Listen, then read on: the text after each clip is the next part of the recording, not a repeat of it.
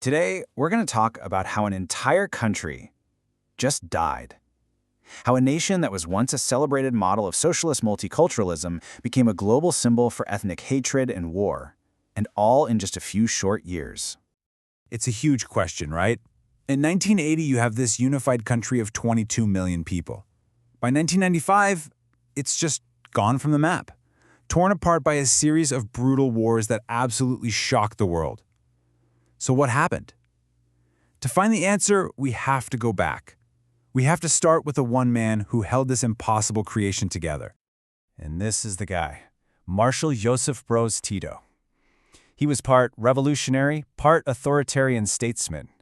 See, after the absolute devastation of World War II, he forged a brand new nation out of the ashes, uniting 6 socialist republics: Serbia, Croatia, Slovenia, Bosnia and Herzegovina, Macedonia, and Montenegro. His motto was brotherhood and unity. And you know what? For 35 years, his iron will made that a reality. But it was a unity forced from the top down, and it was basically masking these deep, deep cracks just below the surface. To really get this, you have to understand that Yugoslavia was built right on top of a massive historical fault line. For centuries, this part of the world was the frontier between empires. In the north and west, you had Catholic Croats and Slovenes, who were historically part of the Austro-Hungarian sphere. Then, to the south and east, you have Orthodox Serbs, Montenegrins, and Macedonians, whose history was shaped by the Ottoman Empire. And these weren't just lines on a map. We're talking different alphabets, different religions, and totally different historical memories. And then World War II happens, and that fault line just completely erupts. A Nazi puppet state in Croatia, run by the fascist Ustaše, carried out a horrifying genocide against Serbs, Jews, and Roma. Under Tito, talking about these memories was basically forbidden. They were suppressed. But you can't just erase trauma like that. It became this ghost at the table of Yugoslav unity, just waiting for the right politicians to summon it for their own purposes. And that moment comes in 1980. Tito dies. And the two things holding his state together, his own personal authority and the working economy, they both just crumble at the same time. The economy goes into a nosedive, and the complicated rotating presidency they set up to replace him was a complete disaster. It created a power vacuum, the perfect incubator for an old poison to come roaring back: nationalism. And this is where two key players enter the stage. On the left, in Serbia, you have Slobodan Milosevic.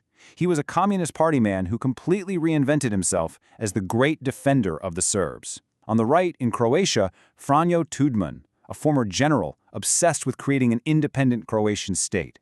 It's wild. They were almost mirror images of each other, and their ambitions were about to put their people on a devastating collision course.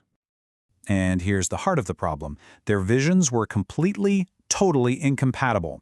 Milosevic used the fact that Serbs were the largest ethnic group to demand a more centralized Yugoslavia, which was really just a thinly veiled Greater Serbia. He argued it was the only way to protect Serbs living in the other republics. Tudjman, on the other hand, wanted a clean break, total sovereignty for Croatia, and his talk of national reconciliation sounded to many Serbs like a terrifying attempt to bring back the spirit of the WW2-era fascists. And if you want to see just how words became weapons, look no further than this. This single quote from Tudjman, well, Serbian state media played it on a loop relentlessly. It became their proof positive that a new fascist state was coming, that Croatian Serbs were facing a life-or-death threat. Fear just became the most powerful tool in the playbook and was being used with deadly precision. Okay, so let's just run through the timeline here, and you'll see how fast everything just spirals out of control. 1990. Nationalists win the first free elections. Almost immediately, Croatian Serbs, terrified of this new government, start a rebellion. They called it the Log Revolution, and create a state within a state.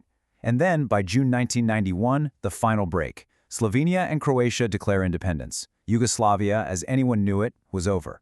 The only question now was, would it die peacefully? Well, the answer to that question came from the Yugoslav People's Army, the JNA. Now, you have to understand their perspective. They didn't see this as a righteous fight for independence. To them, this was a foreign conspiracy to tear their country apart.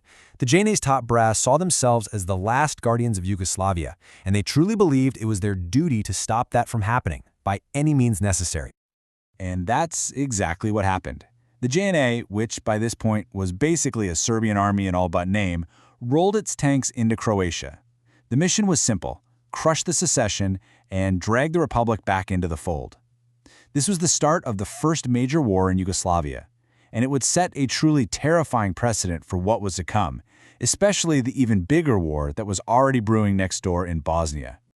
And if there's one place, one single city that captures the absolute horror of this war, it's Vukovar.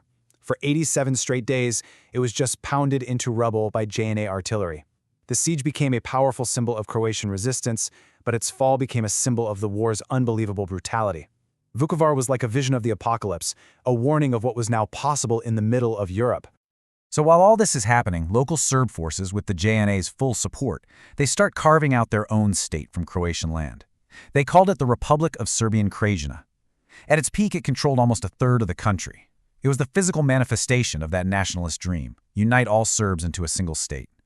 But this new state was built on a truly terrible foundation. And this is where the world was forced to learn a horrifying new phrase: ethnic cleansing. This wasn't an accident of war, it wasn't collateral damage. No, this was the goal of the war. It was a systematic campaign of terror, expulsion, and murder, all designed to create ethnically pure territories, to redraw the map of who lived where, but with blood. Look at these numbers. It's just stark. On paper, it looks like cold, hard data, but what you're actually seeing is a story of immense human tragedy. In the areas that became this new Serb republic, the Serb population jumped from about half to 92% in just 2 years. And the Croat population? It was basically erased, dropping from over a third down to just 7%. This is what ethnic cleansing looks like on a spreadsheet. So for years, it's this brutal stalemate. And then, boom. 1995. The tables turn, and they turn with just shocking speed. The Croatian military, which had been rebuilding and rearming, launched 2 massive attacks, Operation Flash and Operation Storm. In a matter of days, they completely shattered the rebel Serb defenses and took back almost all of their lost territory. Just like that, the war in Croatia was over. But the cost of that victory, and the 4 years of war that came before it, was just staggering. An estimated 22,000 people were either killed or are still missing today. An entire generation was scarred, and the country was left with mass graves and ruined cities. And here's what's so important to understand. The suffering didn't pick a side. It didn't care about ethnicity.